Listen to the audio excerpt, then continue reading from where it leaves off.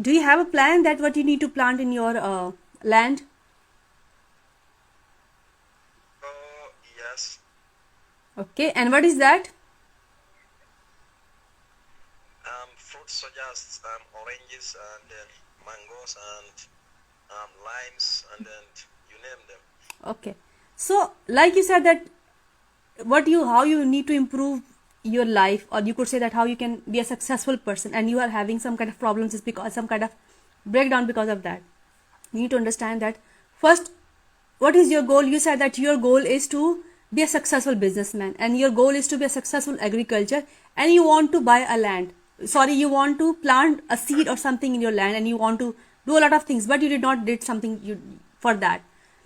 First thing is that, did you buy seeds or not? Yes, I know I haven't buy seeds. I'm just having the empty land there. Okay, the first thing is that you need to buy seeds. You need to do all the things, because I'm not an agriculturist, you could say, or I'm not a person who plant things, but I have seen the process. Whatever they do, first they work on the land. They have to, you know, clear the land first, clear the land from the bushes or whatever the things in the bushes, or either it's a good land to plant or not. You need to prepare your land first for that, and the next process is to plant those seed. It's not like that you cannot plant seed on the land that is not suitable for that seed. So prepare your land, plant your seed, you need to water it. These are 3 steps. And where are you lacking over there? You're lacking in what? You cannot do that. Do you think that you cannot do that, or what is the other problem you're facing in that? Because if you said that you are successful in life, always remember one thing: the goal that you are setting in your life need to be achievable. We can achieve that goal, but we need to chalk down those things. The steps, we need to put our goal into steps. What is your goal and what are the steps you can do? For example, we talk about 3 or 4 things over here that you can do. Prepare your land, buy seed and plant them, and you need to take care of that seed. So that was a 4 step in that seed. But if you say that you want to have a wealth, you're not going to achieve that in little time. So if you have a goal, even if it's a goal related to your land, or you related to your agriculture thing, you need to set a goal that is realistic kind of a thing. For example, you say that I'm going to plant maybe 10 seeds and I'm going to have 10 trees. We cannot have 10 trees in 10 days. So one is goal. Second, if it's realistic, okay, your goal is realistic. It's not that not realistic, but to give it more realistic approach, you need to understand that how much time it is going to take. Is it either it's 1 land, it is 2 lands, 3 lands, or 4 lands? Then put down into small portion that I'm going to plant this thing, then I'm going to plant this thing, and then I'm going to plant this thing. So just make step for yourself, and you know that what are your steps wherever you are living, whatever you could have, whatever you could not have. So first make a goal, make it realistic, make it and cut that goal into small portion, and make it like, and set something for you. For example, you said that in 1 year I'm going to achieve this, in 2 years I'm going to achieve this. So if you cut down your goal into small portion for your own self and for your own understanding, it's going to help you out for longer run in your life. So I think you're getting the idea what I'm trying to say over here. You're understanding this or not? How can I'll tell someone has a mental health problem? Yes, I Okay. thank you so much. Okay, I have another question that somebody's asking me. How can they tell that somebody have a problems in mental health or not? You need to understand over here that we need to discuss 4 areas. We need to understand 4 areas over here. If somebody is doing well in their personal life or not, or compare that person life with their previous life. For example, first he was happy, now he's not doing good in their life. In their life means that the person is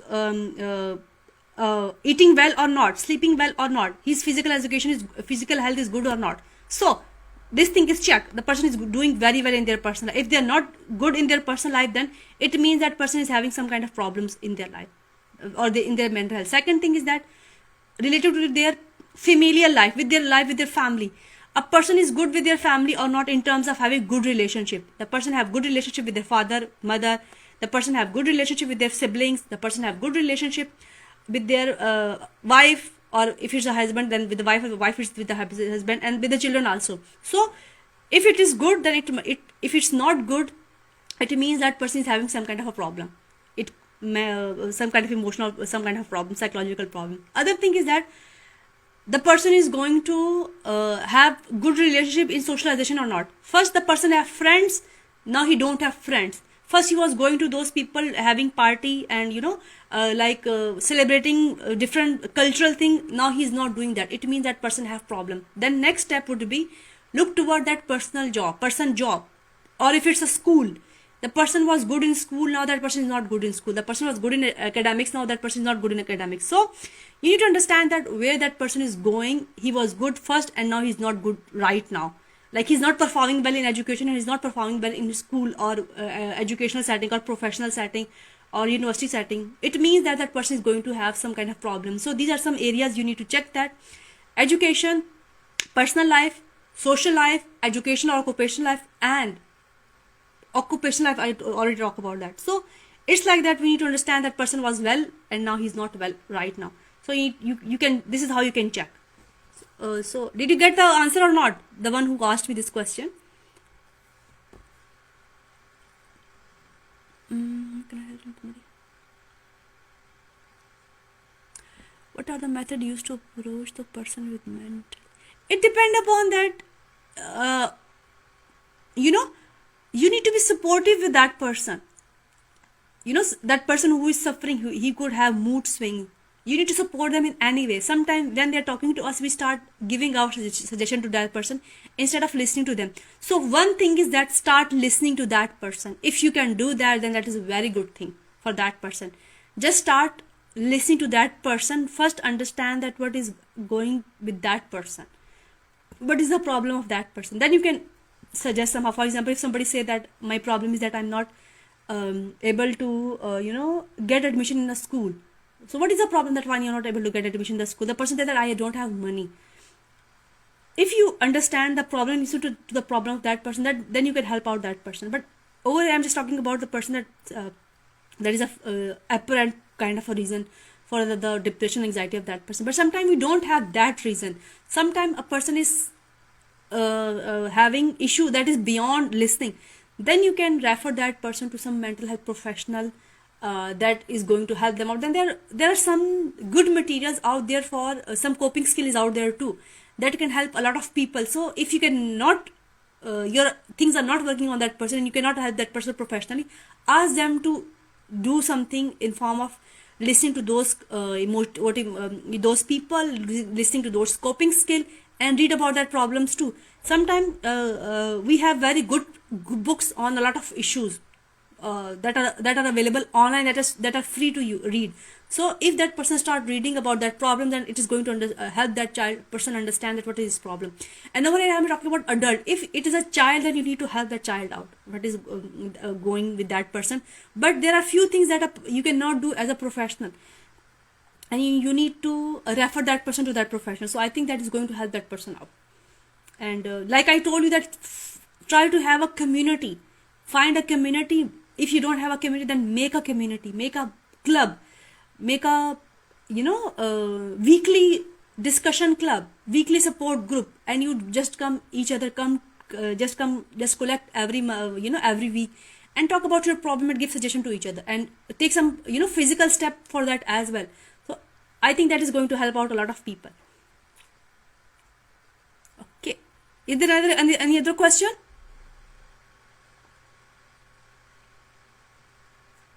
Fatima, you raise your hand up.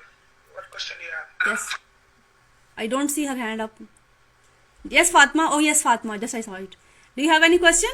Yeah, how are you? I'm good. How are you? Actually, I'm a bit late, but I think I've learned something from your discussion. The thing is that I just did a little bit live on the Instagram. I will give. You can hear that over there too while I'm answering few questions. Presentation is not available because it is not. I'm not able to record it over here. But when we do session or Zoom, then I record those sessions. But if you have a question, you can ask me right now. What is your question? Yeah, I have a question. Yes, tell me. My question is, How can you someone who is suffering from mental illness and that person is only ready to share his or her problem only if you give that person something that might harm him or her in return? So in that situation, what will you do? Okay, you mean that somebody is having some kind of a problem, and that person don't have a person who can he can talk to that, he or she can talk to that person, but he is asking something, some favor from you, and you cannot return, you cannot do that thing. Am I right over here? You know, Like the person is asking favor from you and that favor might harm her maybe in the future or in that particular okay, instant. okay. So what will you do? Let me tell you something. When even you, when you have even a relationship, even if you are engaged to someone, and if you are married, that would be a different thing. But sometimes even when you are a friend, when somebody asks you a favor, you need to understand that do not try to do something that is going to cross the level of your comfort zone. Do not try to do those things in your life ever. You know, sometime in some relationships, in some situation, for example, if you are working with a child and the child wants something to you to do, for example, the child wants you to run with that child, you want to play with that, you can do. But if that person, child, said that you need to go with me, and you need to, you know, over here, because you're a Pakistan, you're a Muslim community, but I'm just giving you an example, that the child want you to go and you know, you just stay swim in the lake, but you cannot do that because we belong to a culture where those things are not that much prevalent. But if you have a place where there is no one around, maybe you can do that, very interested, something like that. But the point is, my point is over here is that do not cross the barrier of your personal comfort zone just to give the people favor. It is not going to help you out. And even if it's a friendship, even if it's a relationship, you need to understand that you need to draw boundaries first. What is your boundary? What is that person's boundary? What you can do, what that person cannot do. And do not try to do those things that is not approved by you, by your family, maybe by the culture where you belong, because it is going to cost your mental health too. So understand that what you can do, what is your comfort zone, and do not try to do, even if that person is going to say that I'm going, that person is going, he's going to lose it, you're going to lose that. You will find a better person, a better friend over there, but do not do things that is going to cost your comfort zone, and it is going to maybe induce problem, or maybe induce guilt somehow, somewhere else in your life sometime. But try to be mindful over here. Do not cross the barrier of your comfort zone. I think now you're getting the idea what I'm trying to say over here. Yeah. Do not cross that barrier.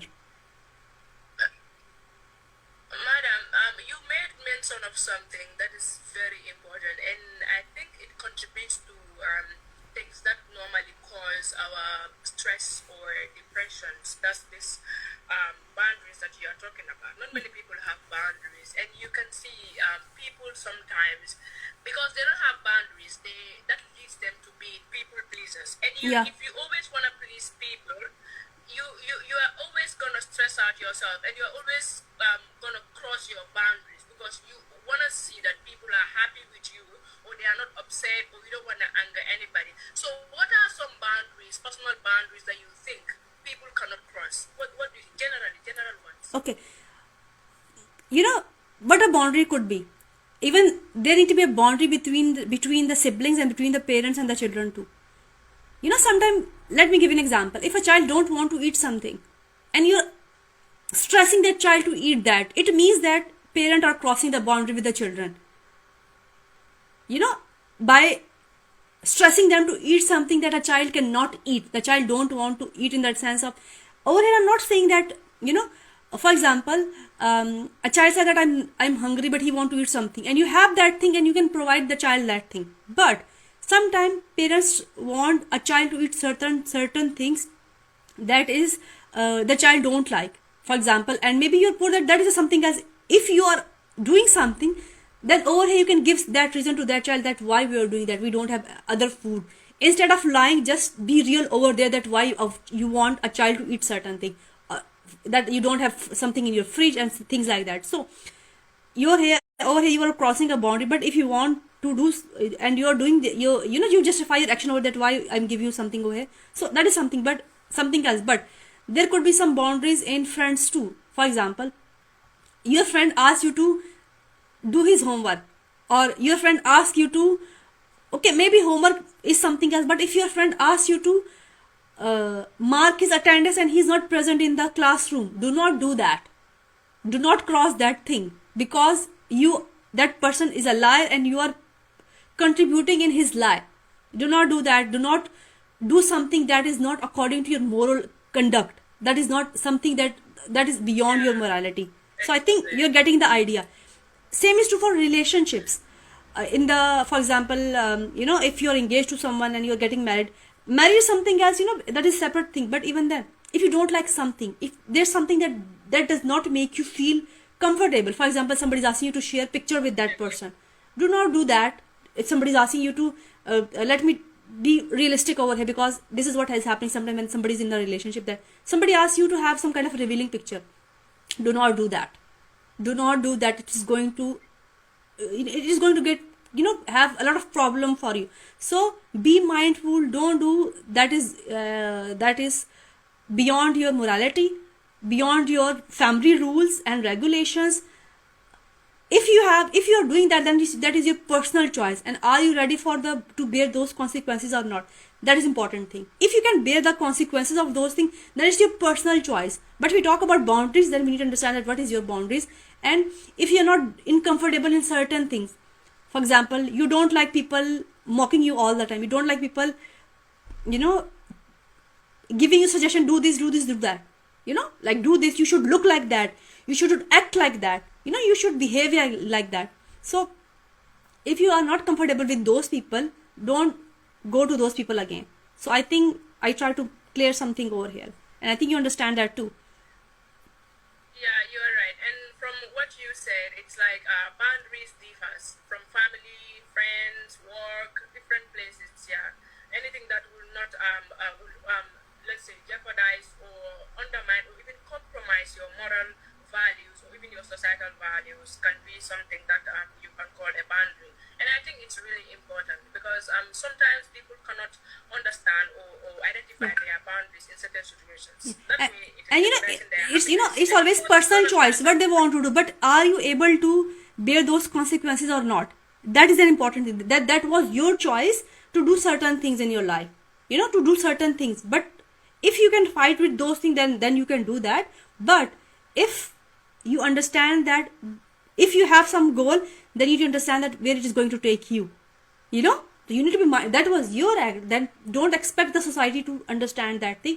It will take some time people to understand if you're doing certain things in life, but do not expect the society to to accept you that way.